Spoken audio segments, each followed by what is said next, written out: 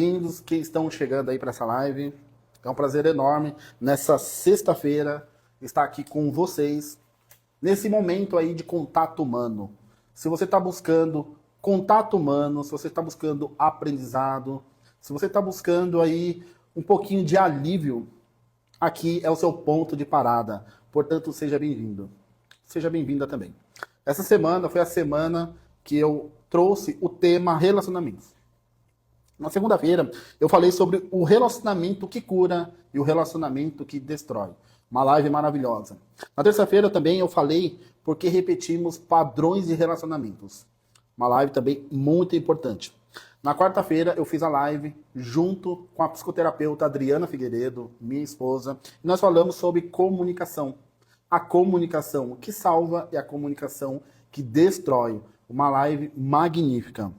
Na quinta-feira, no caso ontem, eu falei sobre um tema muito importante, que é o ciúmes. Não só o ciúmes, como o controle, né? O ciúmes, a insegurança e o controle. Então foi uma live maravilhosa, ainda não subi ainda, não liberei para o pessoal, mas foi importante essa live de ontem, porque o ciúmes também pode linkar com o tema que eu estou trazendo hoje, que é sobre traição.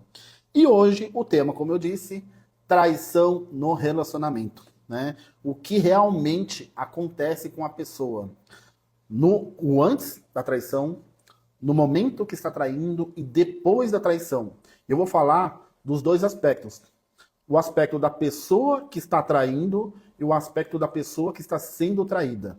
Porque são duas vias e dois sentimentos completamente diferentes. Mas que, no fundo, os dois acabam tendo um certo tipo de sofrimento, tá? Então a traição, ela não começa só na cama.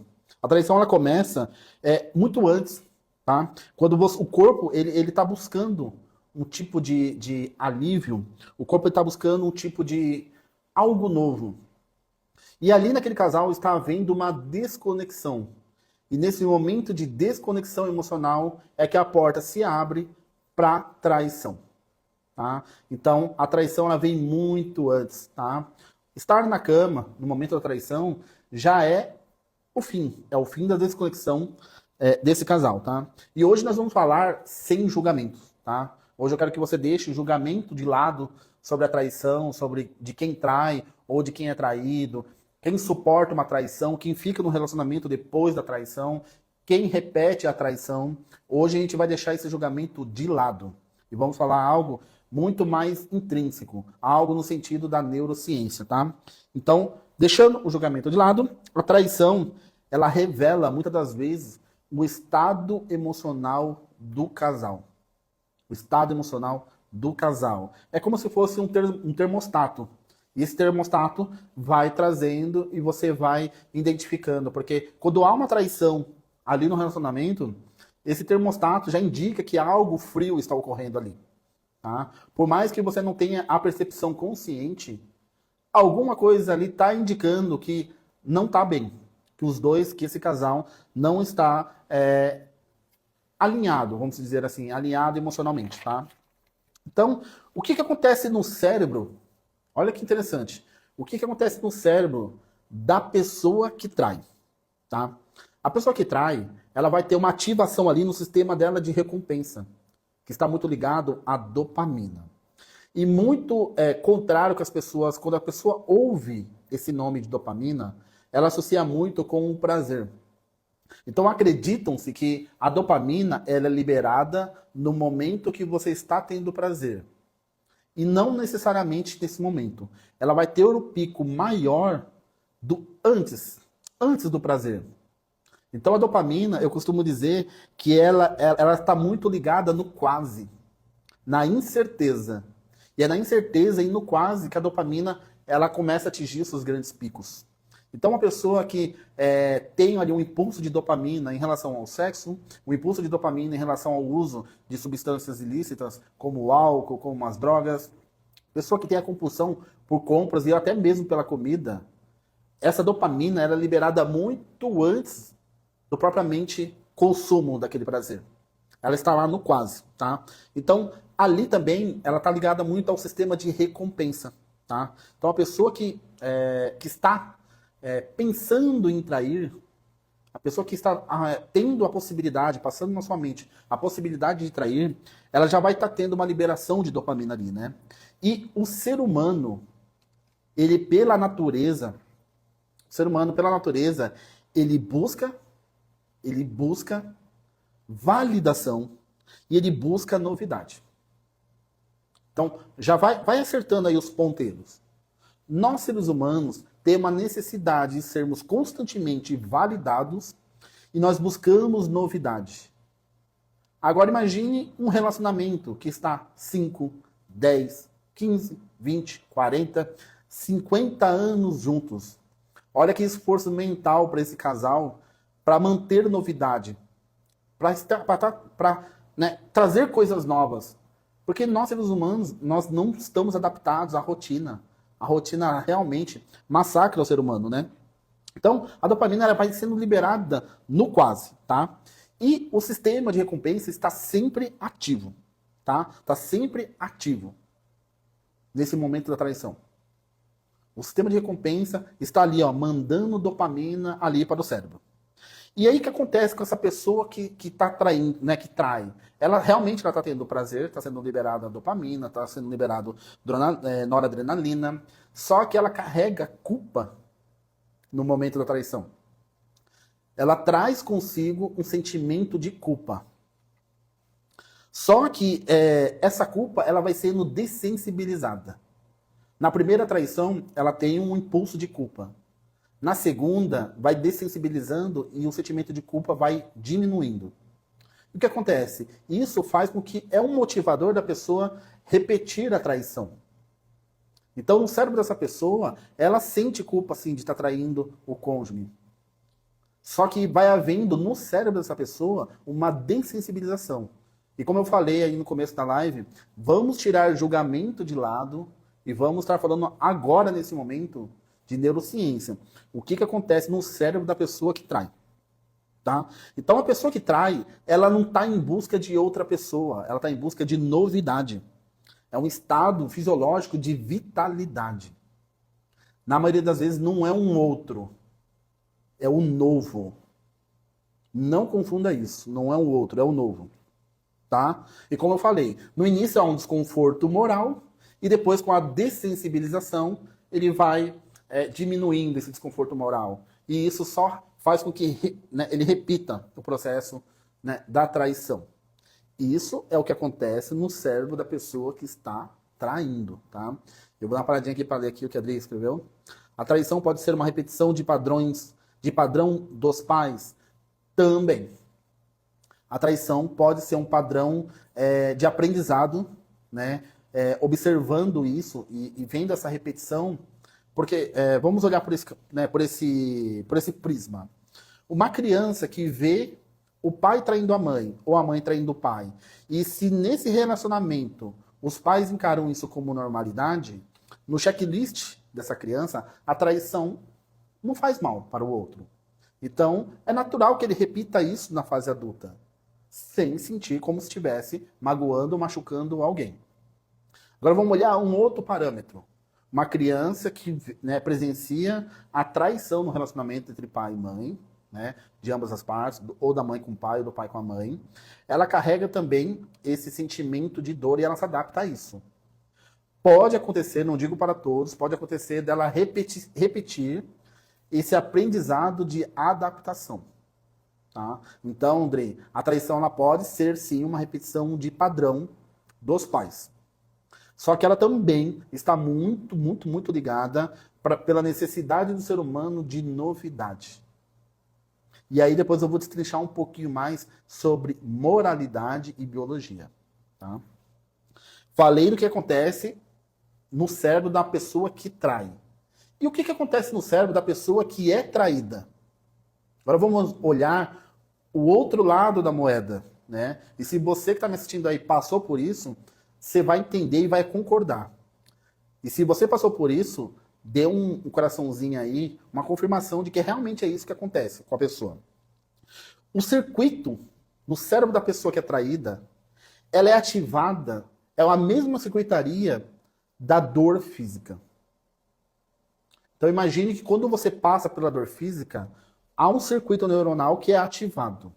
Dor física eu falo quando você chuta a quina de um sofá, quando você tromba num objeto, quando você corta o seu dedo, numa lesão, uma lesão de acidente, ou até mesmo quando você quebra um osso.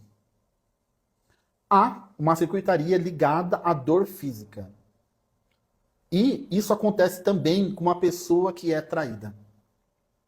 Então, uma pessoa traída, ela vai ter a mesma dor física. E não é, né, e não é só da traição, a rejeição também.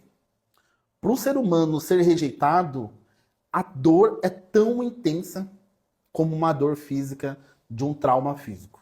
Olha só que interessante. É por isso que pessoas traídas sentem tanta dor e sofrem tanto.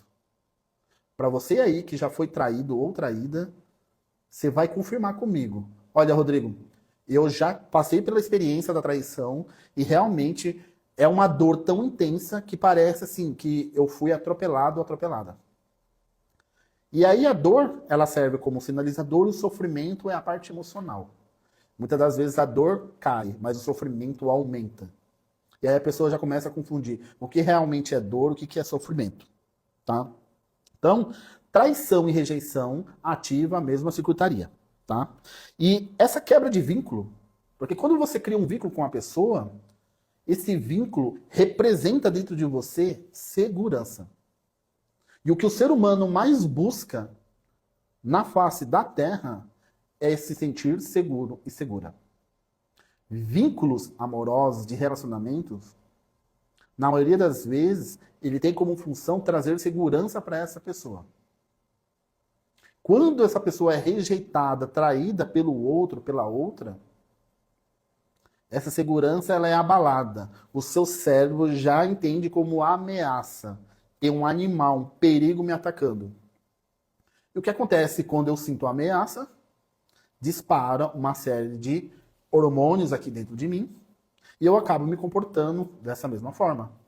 Eu passo a ter angústia, eu passo a ter tristeza, eu passo a ter ansiedade, medo e uma série de sintomas com isso também, tá? A perda de confiança, olha só que interessante, a perda de confiança, ela é uma ameaça à sobrevivência de um indivíduo. E quando você é traído e é traída, qual que é a primeira coisa que se perde?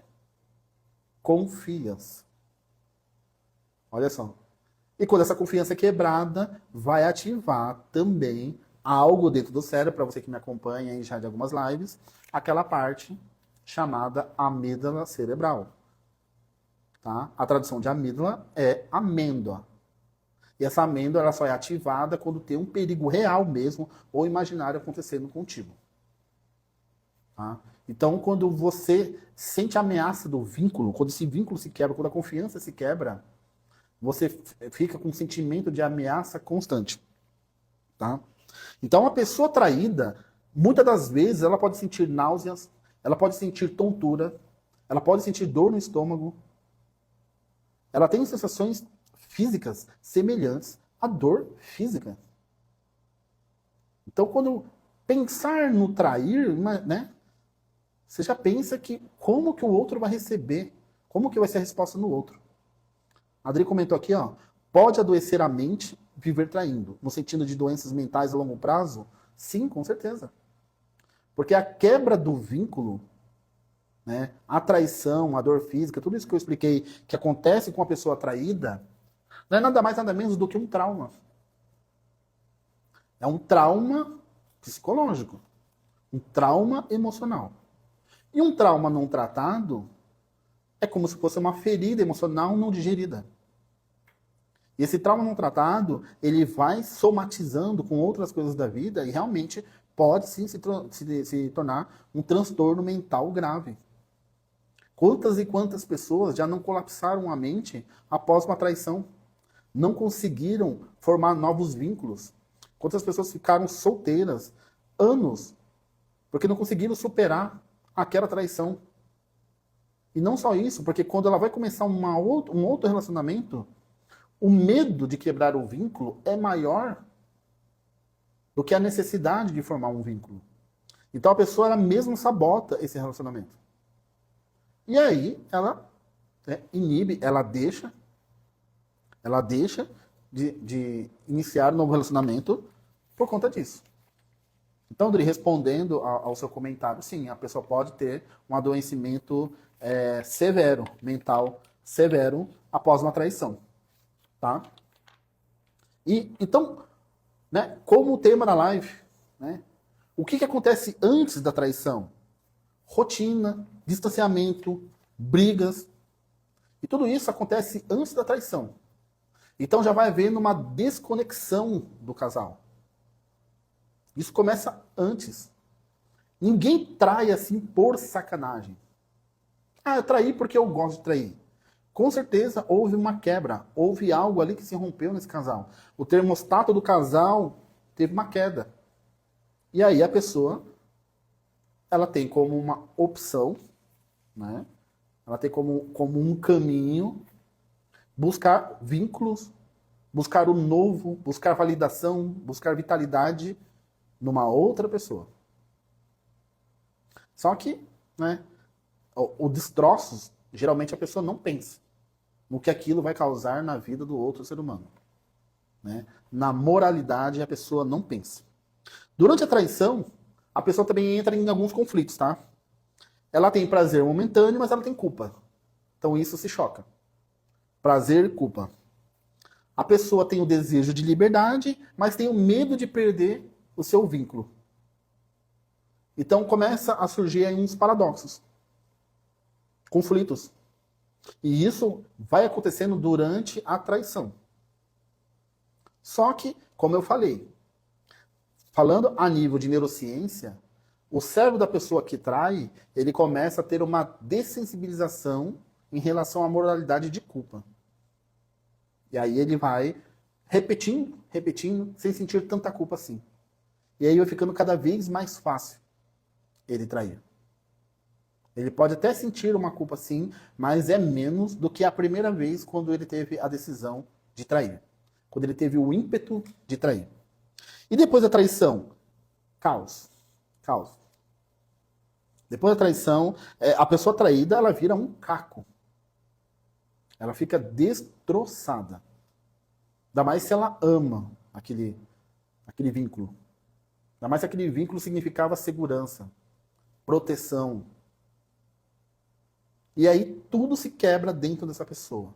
Um trauma emocional se inicia nesse momento dessa quebra. Tá? E aí, os casais que passam por esse tipo de situação, eles têm duas vias. Duas vias. Ou há uma ruptura consciente. O que é essa ruptura consciente? A pessoa ela decide romper esse vínculo após a traição, ou seja, aquela pessoa que não consegue perdoar, e aí ela busca se reestruturar novamente sozinha na vida. Ela busca seguir novamente na vida sozinha.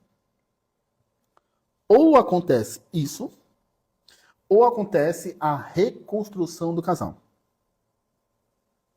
Aí o casal passa pela, né, há uma traição ali nesse casal. Aí o casal percebe que ainda se amam, né, que precisa restaurar esse vínculo, mas eu vou falar por experiência própria, tá? Essa reconstrução do casal só acontece verdadeiramente quando a pessoa que trai, ela está realmente arrependida. Extremamente arrependida e com transparência ali, elas buscam pela terapia. Tanto a primeira via, que a pessoa ela vai tratar a ruptura consciente, ou seja, ela vai caminhar sozinha, acabou, chega, fui traída, não dá mais, eu não consigo perdoar, vou seguir meu caminho, vai cada um para o seu lado, porque realmente não tem como dar, porque eu olho para você, eu vejo a cena, eu vejo a situação. Essa pessoa que escolhe essa via, ela também precisa se reestruturar, ela precisa tratar esse trauma, ou os outros, através de terapia, porque senão isso somatiza. E aí isso carrega culpa. Isso quando a pessoa não coloca a culpa para si mesma. Isso quando a pessoa que trai não coloca a culpa no outro. Olha, eu traí você, mas a culpa é sua. Isso pode acontecer também. A culpa é sua.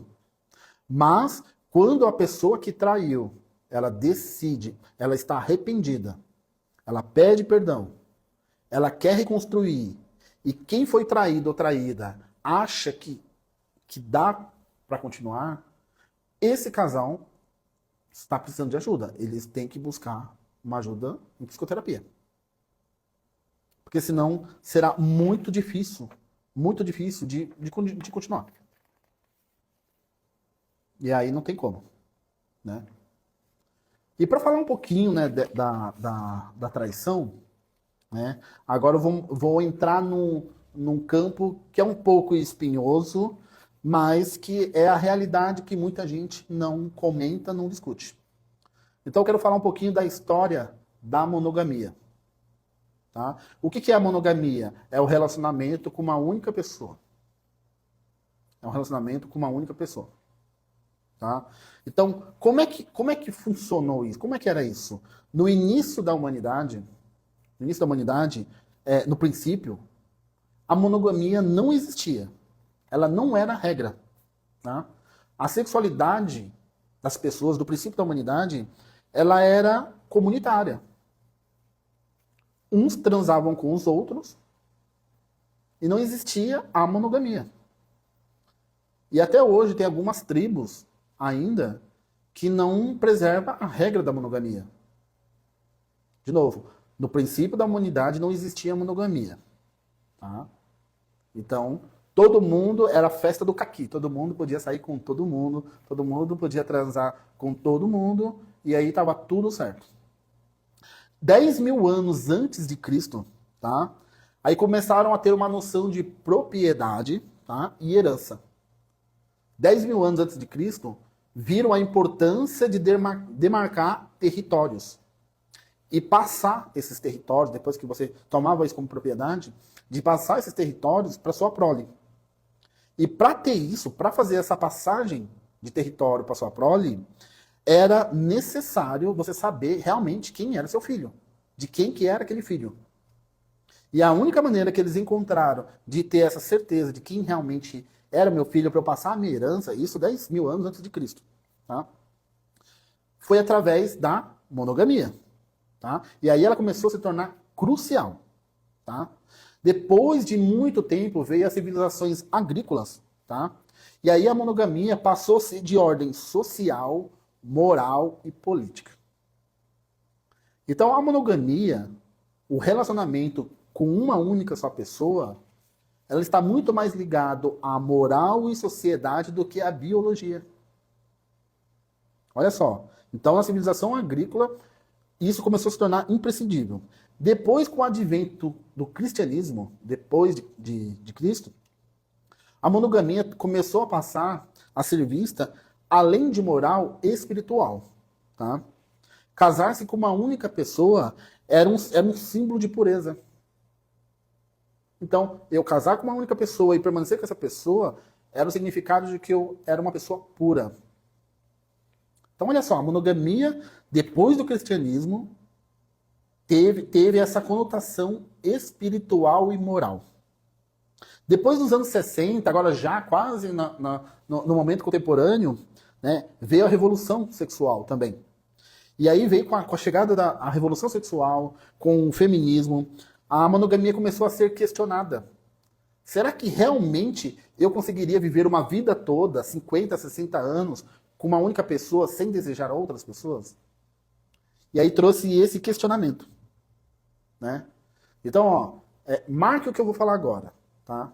Nós, seres humanos, biologicamente, na nossa natureza biológica, nós temos a função de perpetuar a nossa espécie. E a monogamia é uma questão moral. Então há sempre uma briga entre biológico e moral.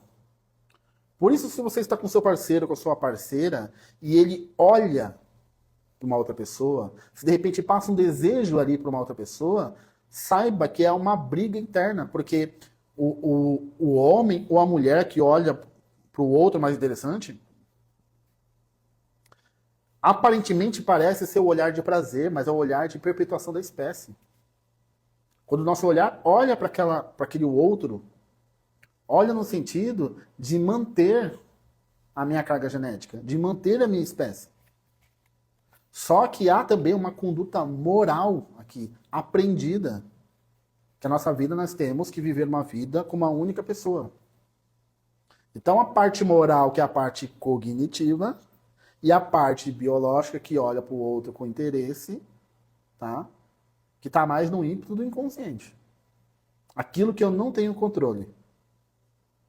Por isso que falar sobre traição, principalmente quando você é uma figura que estuda isso, você tem que ter essa responsabilidade antes de julgar o outro.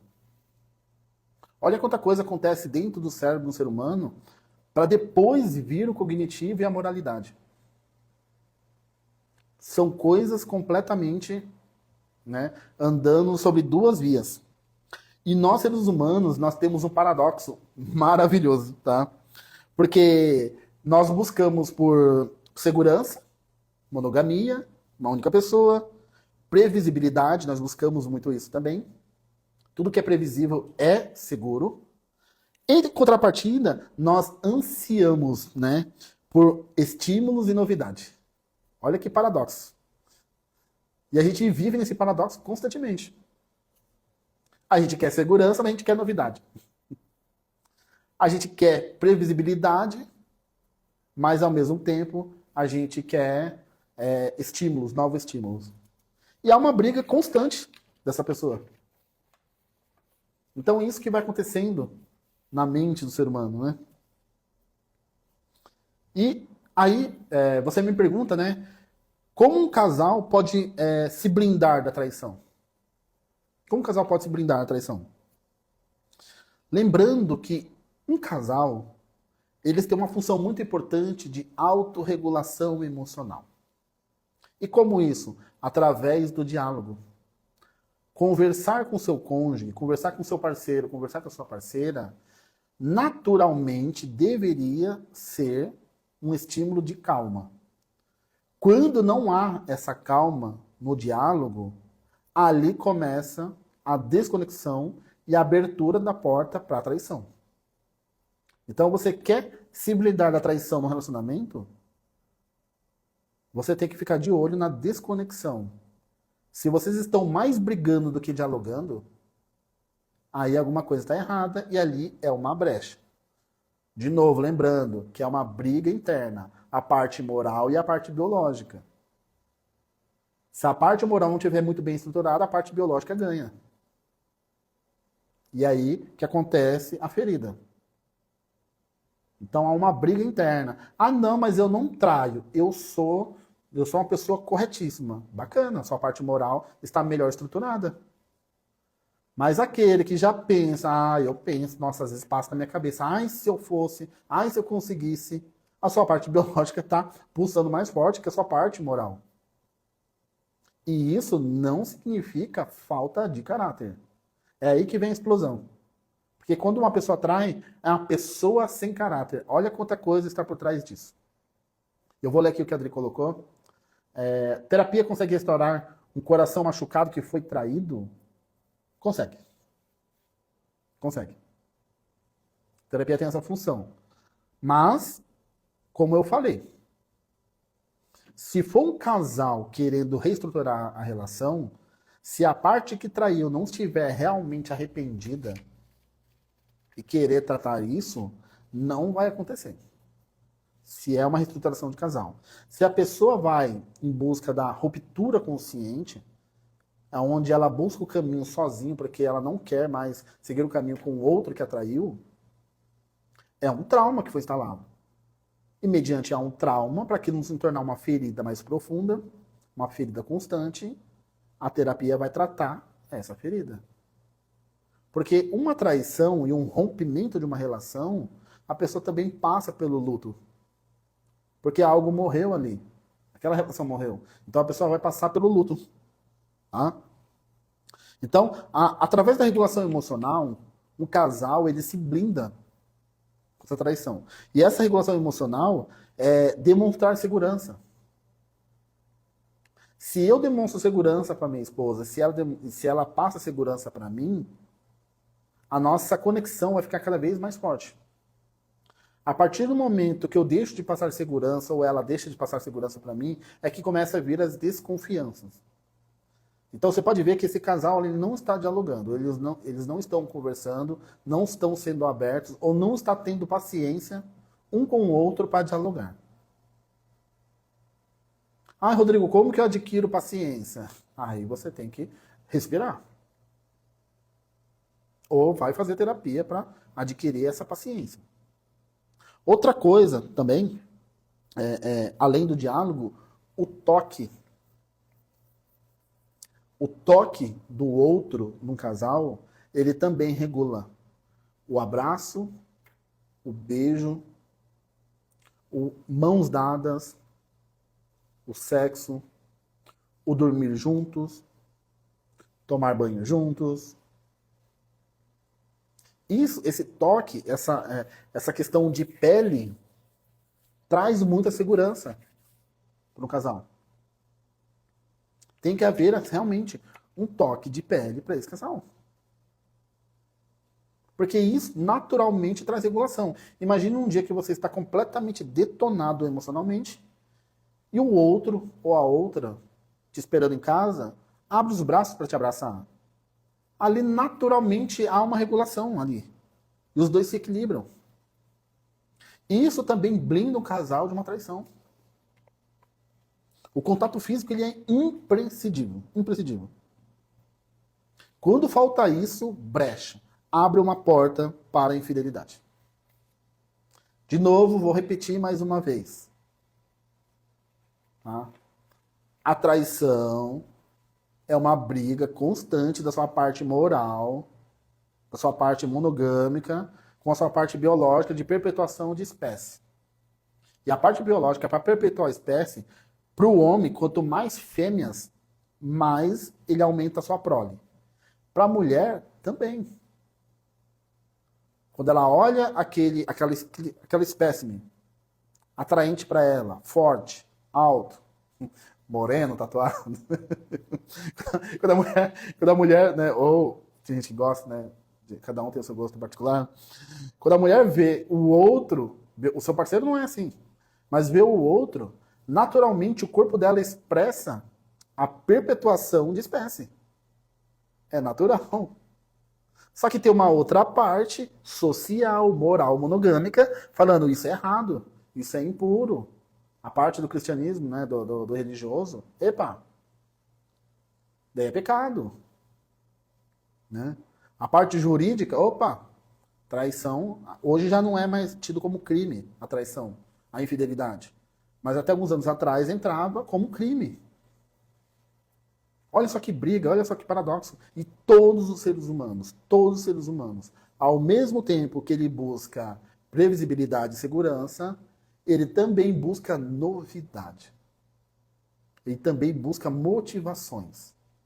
Então esse casal tem que estar num equilíbrio, numa conexão, o explorar, né, dentro deles, dentro do casal, o que é permitido, né, em comum, novidades. Para que não haja essa porta, para que essa porta não se abra. E assim você blinda o seu relacionamento. E se você traiu e você carrega uma culpa muito grande, uma culpa de arrependimento que corrói até os seus ossos, só pedir perdão para a pessoa e ser perdoado não vai resolver. Aí você precisa passar por um processo de terapia profunda, com base em neurociência, que tem hipnose também. Porque senão você vai carregar essa culpa e ela vai. E o ser humano torna isso como ruminação. E a culpa e a ruminação vai levar a pessoa à depressão. Tá? Culpa está muito ligada com o deprimido. Pessoas deprimidas carregam um forte sentimento de culpa. E se a pessoa que foi traída, ela carrega um trauma, uma ferida emocional, uma dor física, lembrando que eu falei, uma dor física junto com ela. E se ela não tratar com esse tipo de terapia, porque ficar falando, repetindo aquela traição, ela pode cair também num risco de retraumatização. Ficar falando toda semana, dialogando e comentando, e fala com um, e fala com o outro, e fala com a mãe, e fala com o pai, e fala com Deus, e fala com o padre, com o pastor, com todo mundo. Você está reprisando aquele episódio, reprisando, e aquilo acaba ocasionando em retraumatizações. Retraumatizações. Ô, Bruno, trava-língua ali. Ah, Rodrigo, mas se eu passar por um processo de terapia com hipnose, com regressão, tal, eu não vou. Não, porque aí você vai fazer isso uma única vez, para colocar um ponto final. E aí vem também perdão. Rodrigo, é possível perdoar uma pessoa que me traiu? É possível perdoar? Sim, é possível perdoar. Porque o perdão tem que haver o querer perdoar. E se você quer perdoar, o perdão ocorre. Mas o que as pessoas não falam é que perdoar não é esquecer. Anote bem isso, tá? Se puder aqui, digite isso aí. Perdoar é pôr um ponto final na mágoa, na dor da traição. Mas perdoar jamais será esquecer.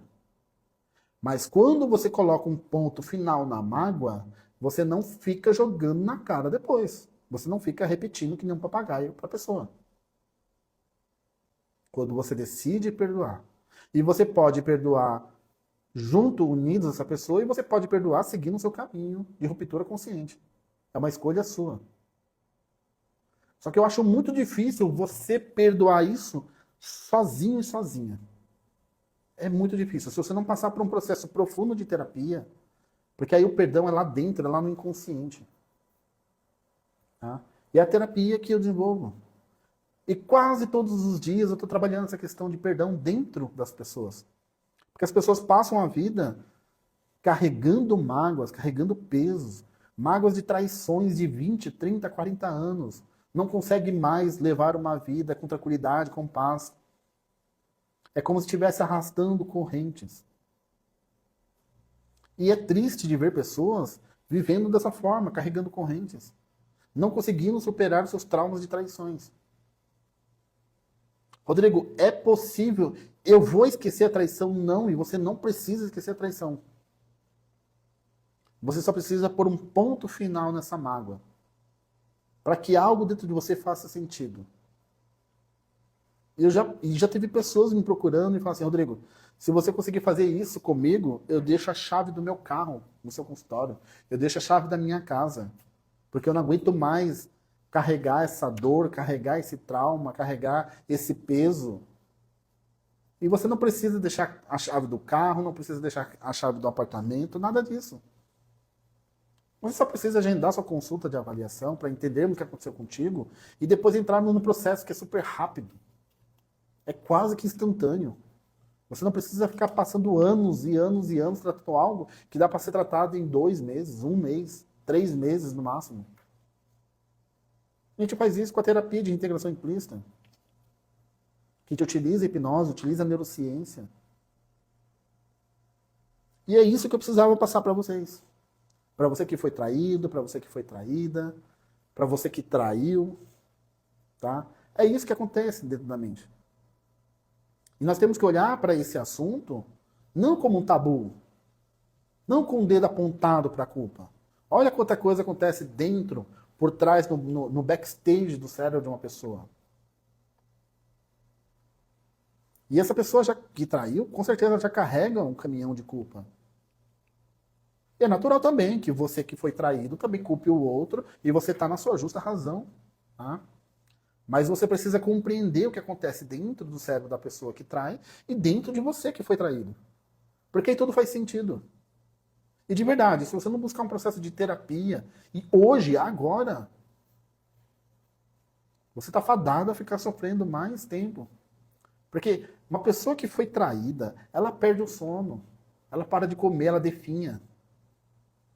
E ela vai definhando, definhando, e entra num estado de depressão, na qual ela congela, na qual ela se anestesia. Isso quando ela não busca outras maneiras de esquecer isso. Através do álcool, através das drogas, através das compulsões por compras, por comida, por sexo, por pornografia, e o que for. Pela compulsão de redes sociais. Porque, na verdade, o ser humano, ele só está fugindo, ele está evitando sentir aquilo que machuca. Na verdade, ele não quer fazer coisa ruim, ele não quer ferrar com a própria vida. Ele só está evitando de sentir aquilo que dói muito aqui dentro. E aqui no consultório, nós fazemos o contrário. Você para de evitar, você para de fugir. E quando você para de evitar e você para de fugir, você se cura. Você se cura. Fechou? Então era isso que eu precisava falar sobre essa live de hoje. Né? Foi rápida, uma live rápida, mas eu acho que eu consegui trazer aqui tudo o que eu precisava, todo o contexto necessário para a live de hoje. Quero agradecer a presença de todos que passaram, né? Vieram de passagem. Quero agradecer você, minha linda, de estar aqui me acompanhando. Né? E essa live vai ficar gravada também, vai ser entregue na íntegra para quem faz parte do canal Contato Humano. Então, se você não faz parte do canal Contato Humano, me manda um direct, eu te mando o convite, você passa a fazer parte, e aí você recebe esse material. E aí esse material estará disponível para você. Combinado? Então, eu, Rodrigo, quero agradecer a sua participação, quero te desejar um restinho de sexta-feira aí para você, que você tenha um final de semana abençoado, um final de semana maravilhoso para você e para sua família. E semana que vem estamos de volta com lives. Ainda vou definir um horário específico, tá? Mas eu espero vocês. E se você estiver buscando contato humano, será aqui que você terá esse contato humano. Certinho? Então, ó, um forte abraço. Tchau, tchau.